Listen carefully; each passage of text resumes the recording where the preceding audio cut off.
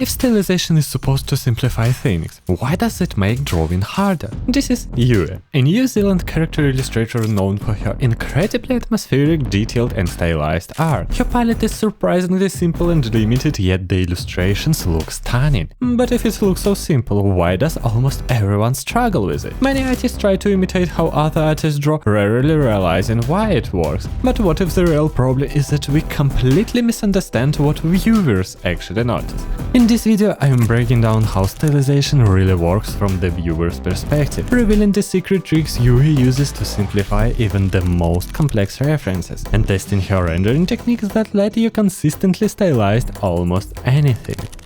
So what does a viewer actually notice? When you draw an illustration you are proud of, you're constantly solving all kinds of problems. But the uncomfortable truth is that the viewer doesn't care how many hours you spent rendering or what difficult problem you solved while drawing. It only needs you to feed it a few simple signals that tell it what it's in and whether it likes it. So which signals actually make your art hard to miss? Yue simplifies this into 4 types of visual information.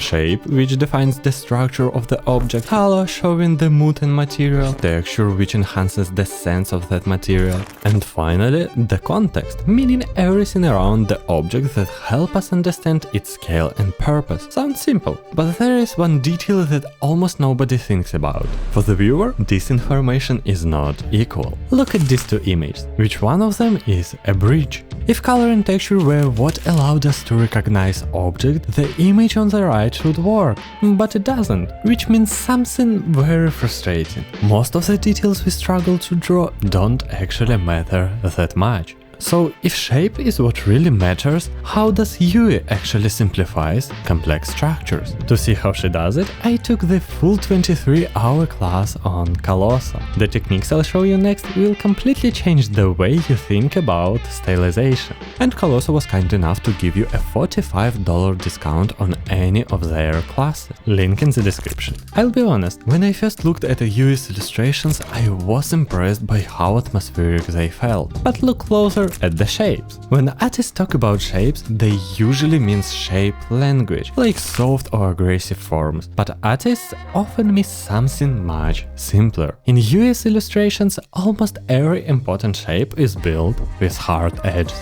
That might look obvious until you realize how much it changed the way your illustrations are actually built. You can compare it to yourself when we get to the render stage later in the video. So why do hard edges matter at all?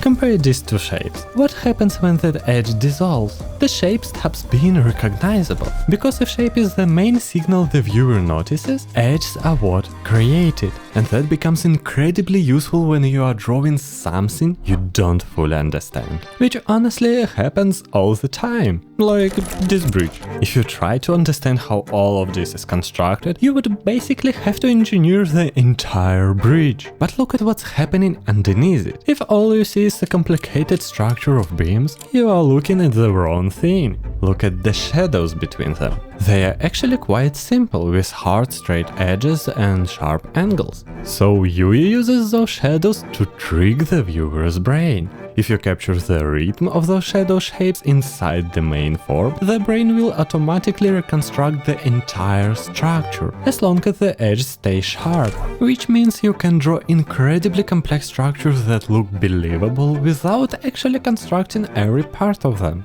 That's what makes it one of the most powerful shortcuts for stylization. But if you thought that was the whole trick, it actually gets even better. Look at something much more unpredictable, like a forest. How are you supposed to stylize that? You might think the trick is to draw one big shape and add hundreds of tiny shadows, but instead of adding shapes, remove the gaps between the leaves. That's what Yue calls negative space. Your brain reads those empty shapes almost the same way it reads a real object, and she uses this all the time. So if you capture the rhythm of those gaps, just like with shadows, the viewer's brain reconstructs the entire forest automatically. But what about the most difficult subject for artists, the human body. For many artists, stylized anatomy still means memorizing every muscle, but Yue approached it through the same idea of visual hierarchy. Instead of building the body from detailed anatomy, she reduces it to a minimal structure which is already enough for the viewer's brain to recognize a human body. Because once again, the silhouette is what matters first, and that's much easier to build from simple shapes. So how do you actually apply this in your own art? The problem is that every style simplifies reality differently. If you don't understand how far it goes, you can't stylize it. That's exactly what you will find inside the free Adapt kit. It breaks down how different styles use shapes, color and visual information so you can see what actually makes them work. If you want to understand how styles really work, grab it for free in the description. But what if you don't need to draw most of it? Up to this point, everything we talked about assumes you are drawing everything manually. But look closely here and here.